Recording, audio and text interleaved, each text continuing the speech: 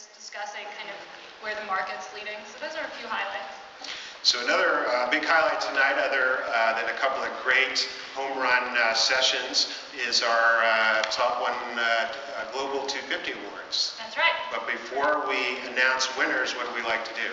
We like to look at the loser. No, we like to look at the last year's Top 250 and see where have we come now. So I'd like to welcome Tim Miller. He's VP of 451 Group, and he's been doing this for us for years. Thanks, Tim. All right, Tim. All right, and Tim's going to talk about last year's list. Take it away. Great. Well, I'd like to thank Always On and KPMG for giving the best gift you could possibly give to an analyst company, and that is interesting companies to look at. And what we're going to see today, in fact, you can combine that with interesting companies in interesting times, and probably more interesting than we really wanted this past few months. So we're going to have a very unusual look at the AO 250 exits over the past year.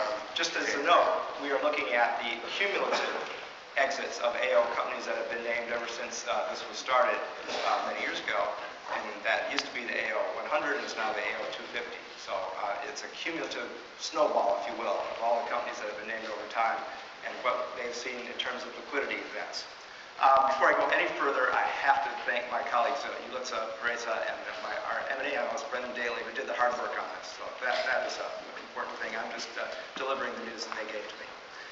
So this is going to be a very brief flyby, and here's basically what we're going to talk about today. Just a brief summary of where the companies are now.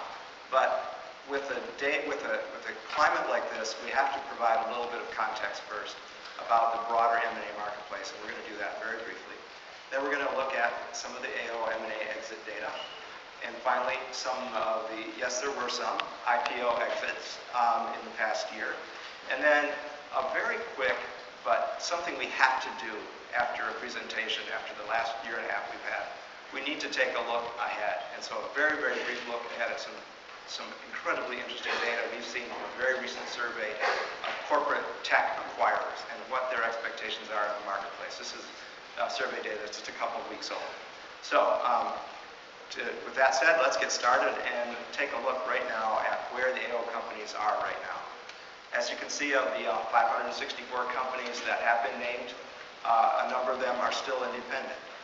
And a few have been taken out in IPO, seen liquidity through IPOs, and a larger number have been taken out through M&A exits. Again, this is a rolling tally.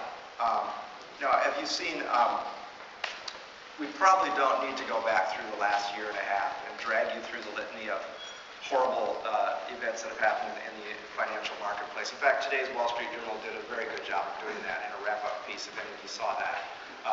Quite a sobering piece, but one thing that stood out to me, we had seen a decline in GNP that was the biggest since 1957 to 58 period. That was just amazing. So with that backdrop, I think we need to have a little bit of context on what's been happening in the exit market as measured in M&A in the past year. How can we describe it? And this is all IT M&A, not telecom, but IT M&A, not AO company M&A activity. How do we say it? It's fallen off a cliff, is one way of putting it, in the past year. We're using a period here that mirrors what we might call the AO fiscal year, because AO picks companies at the end of July, so we're measuring the September to August period of time during which AO picks its companies. And we're looking, again, only at information technology. As you can see, total spending has plummeted to levels not seen since 2003 and 2004. And spending is that dark blue line. The yellow bar. Since the dot-com shakeout. Excuse me, when you say spending, that's money paid for companies. Exactly right. Announced spending for M&A transactions.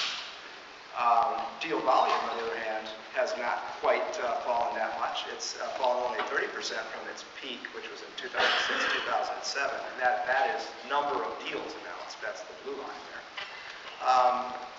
And it's interesting. What does that mean when we see relatively high deal volume and very, very low spending? Probably not a good thing. And as we look into the data a little bit further, we might see something that helps explain that phenomenon. It's called fire sales. When we look at IT asset acquisitions and the volume of those acquisitions, we see pretty astounding data. We see the number of asset sales, and these are divestitures, spin-outs, IP asset sales, distress sales, junk sales, my colleague calls many of them. Not all of them are, but many of them are. But it's an indication of health in the marketplace. And we see that the percentage of asset sales as a percentage of total deals, this time the bars are reversed, is 33% of total deals, higher than it was in that flush-out period after the dot-com. And this is measured on a calendar year basis this time. And then total spending is right up there, almost as high as a percentage of total